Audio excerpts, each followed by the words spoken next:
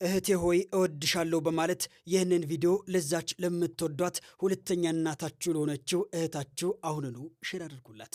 ዛሬ ዓለም አቀፍ የእህቶች ቀን ነው። ታዲያ ዛሬ በዚህ ልዩ ቀን ለእህቶቻችሁ እንዲህም በሏቸው። እህቴ ሆይ በደስታዬ ስለምትደሰቺ ከፍታዬን እንጂ ውድቀቴን ስለማትመኚ እኔ እንዲሳካለኝ ሌት ተቀን ስለምትጸልይልኝ ከጎኔ የሆነሽ ስለምታበረታችኝ በእኔ ስለምትተማመኝብኝ እወድሻለሁ እንዲሁም ደግሞ አመሰግንሻለሁ በማለት ይህንን ቪዲዮ ሼር አድርጉላት። እህት ማለት እኮ ከወላጅ ቀጥሎ የልብ ትርታን የምታውቅ ሳትናገር የሚገባት ልዩ ስጦታ ነች። በህይወት ጎዳና ላይ ብዙ ጓደኞች ልናገኝ እንችላለን።